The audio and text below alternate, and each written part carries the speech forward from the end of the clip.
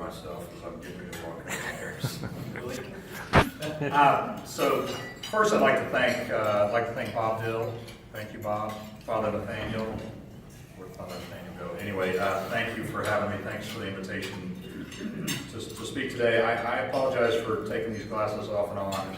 It's just an old age thing that's hit me recently that I have to wear glasses to read my notes. But in any event, I am thrilled to be here. I have about 80 vice presidents sitting in a conference room downtown, so I'm going to have to skip out of here pretty quickly, eat and run. It's a meeting that we had scheduled back at the beginning of September, and for obvious reasons had to reschedule that.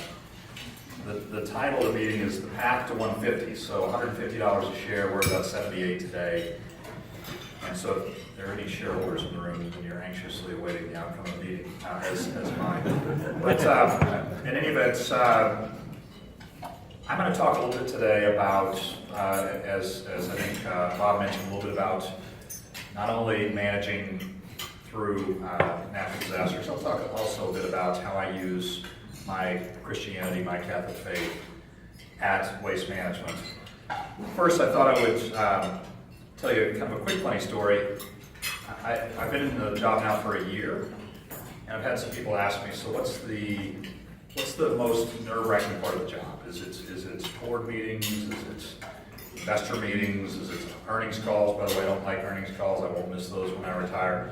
Is it, CNBC? What is it?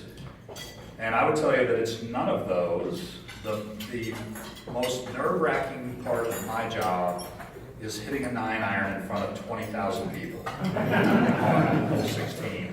In fact, 2 years ago I played with Phil Mickelson, and on hole 14, you're walking up and it sounds, honestly, when you walk into the 16th hole, it's like Russell Crowe, in Gladiator looking at the Coliseum. And so I told, there's this kind of dull roar, and I told Phil Mickelson, I said, I gotta tell you, I've played golf for a long time, I've never been this nervous. And he said, Jim, I've played in over 1,000 pro-ams, and I've never played in a pro-am with this many people. So last year there were 82,000 people at the pro-am, which is more than any other single day for any other event. We had 250,000 there on Saturday. So that is the most nerve-wracking thing I do as CEO, is play golf. So let me start posing. I'm going to pose a couple questions to you. I'm not asking for a show of hands here, but I'm just going to pose a couple questions for you to consider. And I want you to think about them, and then I'll give a couple of answers to them. But first question is, do you openly discuss your Christian faith, your Catholic faith? I know we have both Catholics and Protestants in the audience here. So do you openly discuss your Catholic faith or your Christian faith with your employees? Does your board of directors, some of you have board of directors that you speak to regularly, I do. Does your board of directors know about your faith? Do they know the importance that faith plays in your life? I would tell you that when I first joined the board, which was a year ago, that one of our board members, I sat down at a board dinner and talked about my priorities, and I'll talk a little bit later about that, but my priorities, and I've said it 100 times to our employees, are faith first, family second, job third, and I always say job is a distant third, not because my job's not important to me, it's just because the first two are that much more important to me. And so I told that to our board of directors, and some people might think that was a risk to tell the board of directors that. One of our board members, which sits on a couple of big boards, sits on Starbucks board, sits on Caterpillar's board, came up to me and said, Jim, and I wasn't sure what he was going to say, and he said, I wish I had the courage to say what you said to our board tonight about your faith. I don't really look at it as being courageous, honestly. I look at it as being natural. But I would ask you to consider that. If you have a board that you report to, does your board know what your faith is? Have you ever mentioned the name Jesus Christ in a talk to employees? I know some of you are like, oh my gosh, wow. Somebody that mentions Jesus Christ in front of employees, what kind of guy is this? So look, if the answer to that is no, why is that? Is it because it's too sensitive? I mean, why not mention? I'm not saying what you have to be, I'm just telling you what I am. And why can't you mention Jesus' name in front of your employees? Why is that kind of persona non grata? Did you ever consider that maybe your employees want to hear that from you? Maybe your employees want to hear something about your faith. Is it because you say, gosh, I could jeopardize my reputation with my board? I don't want to mention that in front of the board. These guys are all tough, and I might get fired over it if I mention my faith. To my point about the guy that approached me after the board dinner, maybe your board would like to hear that about you. Maybe your board thinks, you know what, this person has some courage, this person has some conviction about things other than just total shareholder return. Maybe your board would like to hear that from you. You know, maybe your answer is, I don't do it because I don't want to push my faith on anybody. Look, I've got my own private beliefs, and I say my prayers, but I don't want to push my faith on anybody else. That's not my place. I'm not suggesting you push your faith on anybody else. I'm just suggesting that it's okay to tell people what you are. So maybe it's because you think that work's not a place for religious discussion. It's too controversial, right? Don't want to talk about religion, it's way too controversial. Is it more controversial than politics? How many of you talk about politics at work, right? I mean, we got Democrats and Republicans in the room, and you're certainly willing to tell somebody that you voted against Trump, or you voted for Trump, or that you're a Democrat, you're a Republican. So why is it that you can't talk about your faith, and don't tell me that it's that talking about faith is too controversial, because there are a lot of controversial topics that we talk about every day at work that are probably far more controversial than talking about your faith. Here's my favorite one.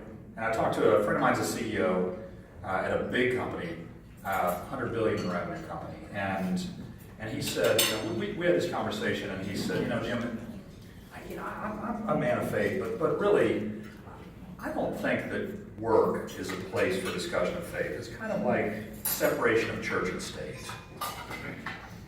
You're not supposed to, separation of church and state, our founding fathers didn't intend for there to be a discussion of faith in public discourse. First of all, I said, I don't think you understand what the founding fathers had intended when they separated church and state.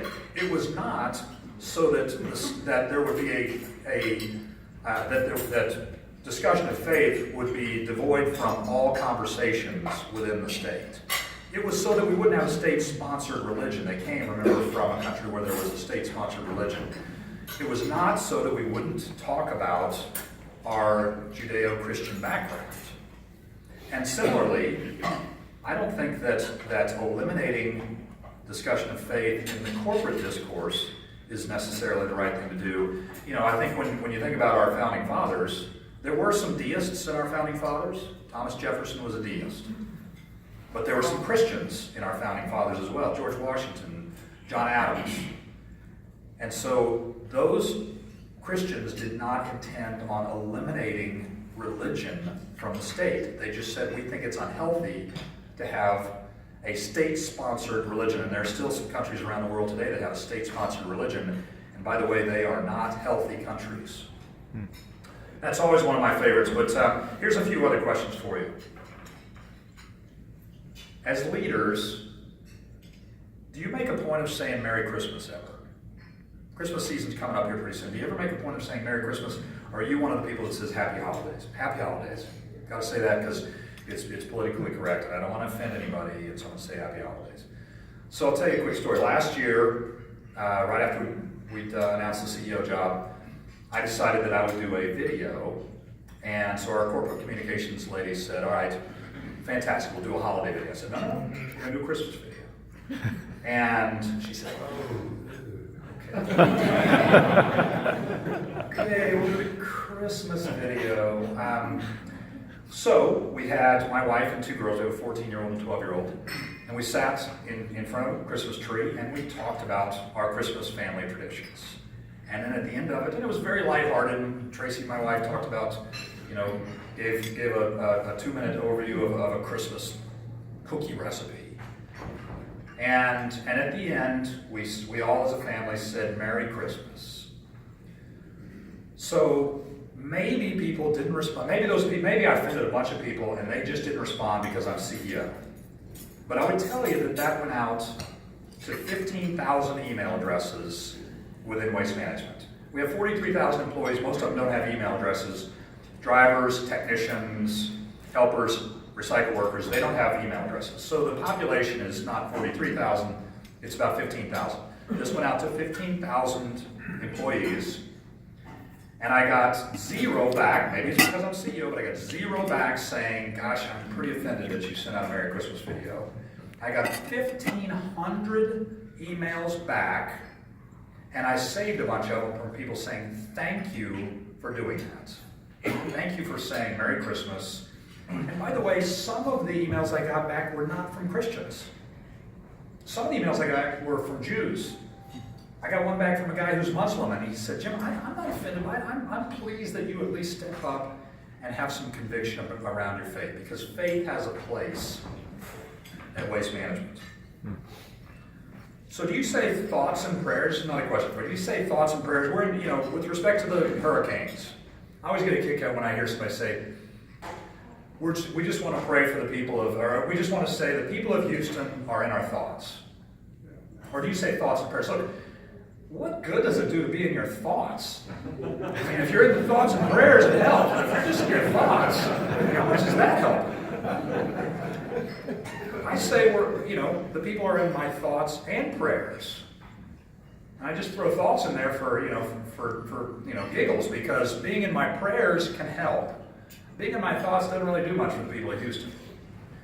But a lot of people say you're in my thoughts, and I heard that a lot during the hurricanes, during hearing newscasters or other leaders saying, the people of Houston are in our thoughts. How about, have you ever mentioned faith to a group of customers or vendors? No? Why not? Why haven't you mentioned faith? I mean, is it because, look, I don't like political correctness, and I'm not going to buck that trend. I mean, I don't need to upset our customers. Our customers are our lifeblood, and I do not need to upset our customers by mentioning faith. So I'm just not going to do it. Okay. Maybe your customers are okay with it. Maybe they actually like it. I mean, you've heard the conversation around Merry Christmas and Walmart and Target, and how a lot of people were somewhat offended that everybody talked about happy holidays all the time. We did it because we wanted to be politically correct. And guess what? The silent majority said, you know what? I'm not going to shop at that store this year. And now, amazingly, some people have shifted away from that. Some of these big retailers have shifted away from it. They can't, by the way, with Amazon staring them down, they can't afford to lose a single customer. So when the silent majority speaks, now they listen a little bit. Not everyone on my team's Christian. I might offend some people. I have had, and I mentioned it earlier, but I've had so many non-Christians, non-Catholics come and talk to me and say, I'm just happy that somebody will do something that shows some conviction around faith, because I believe that faith has a place in our company. So why risk customer relationships, or vendor partnerships? Look, how many of you know about Chick-fil-A? Chick-fil-A is not open on Sunday. You know why? Well, we can figure it out, right? And how about Hobby Lobby, another company that is a faith-based company? It's not bad to be a faith-based company. It's good to be a faith-based company. So here's my last question for you. Have you laid out your life priorities for your employees, with faith being number one? I mentioned that I've probably said 100 times to our employees, my priorities in life are faith, family, and job. I said it today. I introduced the meeting today with the vice president, spoke for about an hour and a half, stayed up till 2 o'clock working on that speech and then this one. So I introduced that and said, you've heard me say it 100 times, and you'll hear me say it another 1,000 times while I'm CEO. Faith, family, and job, and they are in that order for a specific reason. If you haven't said that to your employees, is it really so strange to say that to your employees? Is it really that uncomfortable to say that to your employees? That, hey, my Catholic faith, my Christian faith is at the top of my list, folks. That's not that unusual to say. And again, I'm not trying to impose anything on them. I'm just telling them who I am. By the way, when we say that, we're not discriminating against anybody. I'm not saying what you have to be. I'm not saying I look down at you because you're Jewish, or I look down at you because you're Muslim or you're Hindu. None of that. I'm just saying what I am. And it has been so well received. I know there's some Aggies in the room and some Longhorn fans in the room. Well, that's another controversial topic too. Why are we able to talk about football? I mean, speaking of controversial topics, how about the NFL? So why are we able to talk about those things at work and we can't talk about our faith at work? So if you answered no to any of those questions, then I would challenge you to really think about that and think about why you don't. I think most people answer no because it's not comfortable. It's not because you're worried about getting fired. Nobody's getting fired. But it's not comfortable. Especially mentioning the name of Jesus Christ. Wow. You can't mention Jesus' name.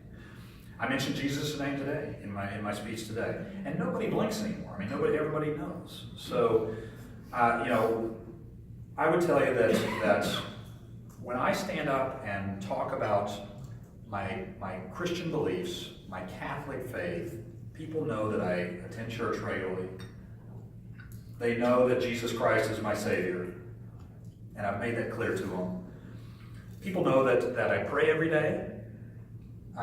People know that Jesus has a role in helping me run this company. One of the things I said today is, look, when it comes to running this company, my faith helps me understand that this is how much I mean.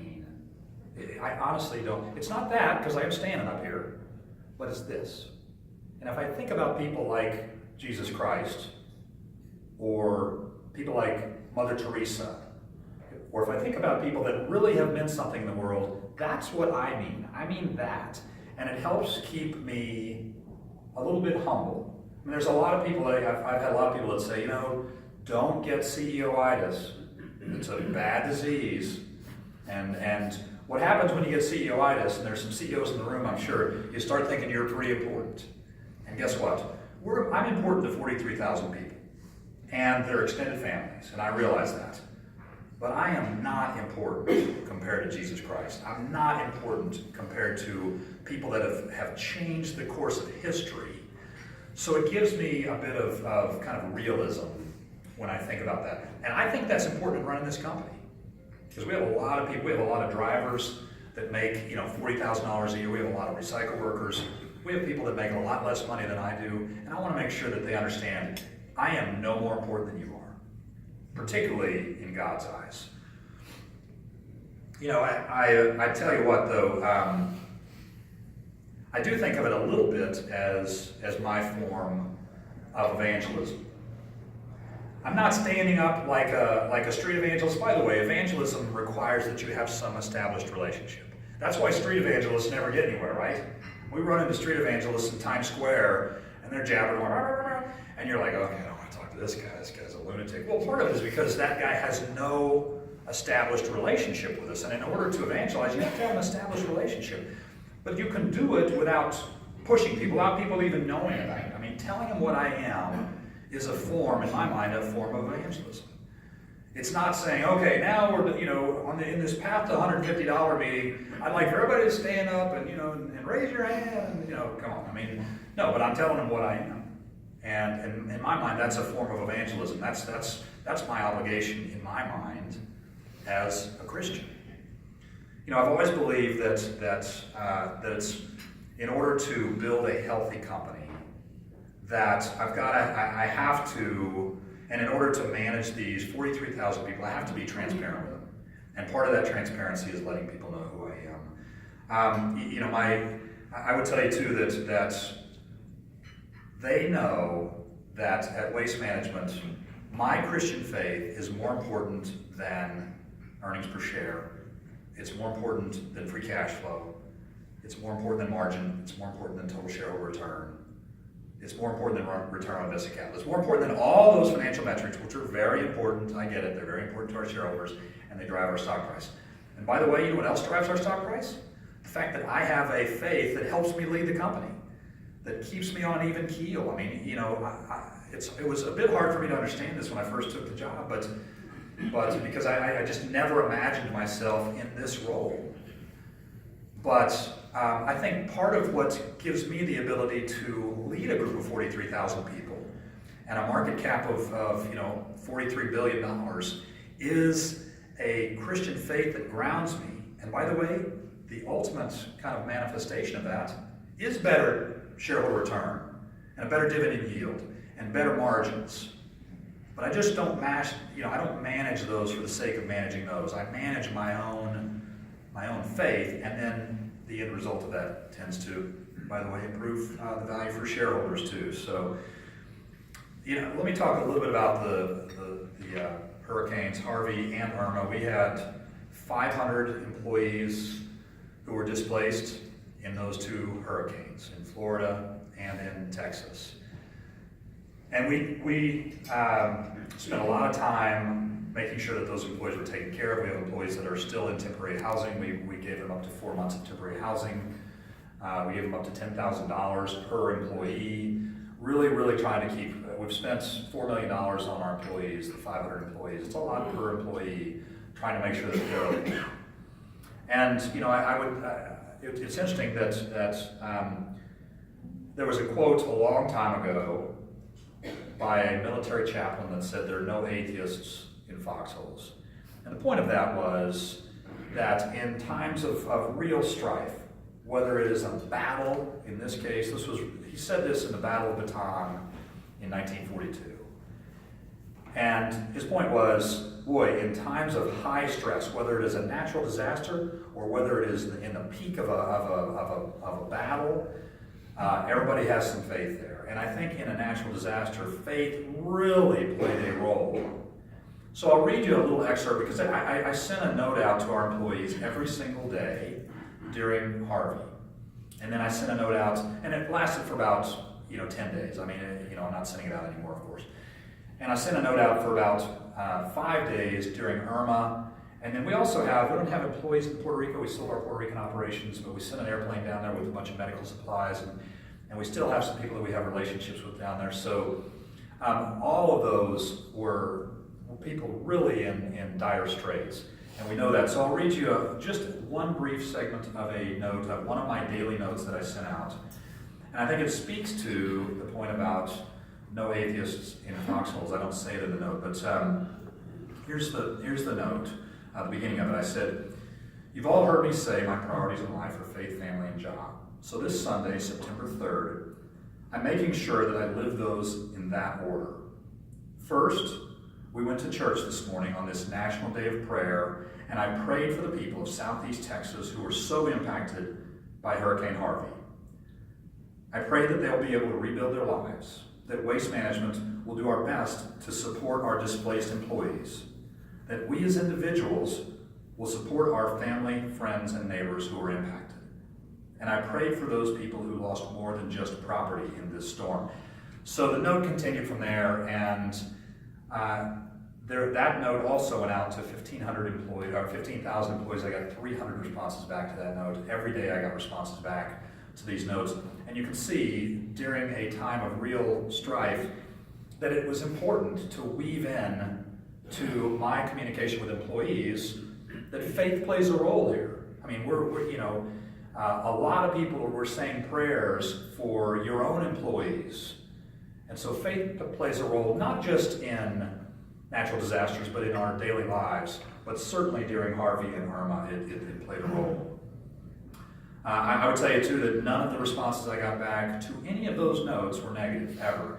And again, maybe it's just because people don't want to give a negative response to the CEO, but I don't think so. I mean, I think our company has a culture where they'll say what's on their minds. And nobody sent a response back ever that said, "I don't like the fact that you weave your faith into your messages to us." I would tell you too, and I'll finish on these points. First of all, in today's corporate America, culture, and I talked a lot about culture at my meeting this morning, but culture is critically important to us. We have a good culture at Waste Management. But as we think about millennials coming into the workplace, did you know that millennials are now the biggest generation in the workplace? Just passed up the Gen Xers. Millennials are the biggest generation in the workplace. And millennials, one of the things that millennials ask of us is transparency.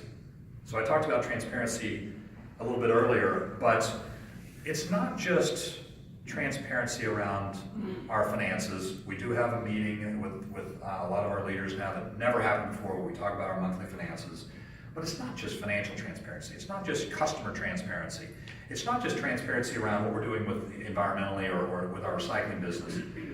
It's also transparency around our beliefs.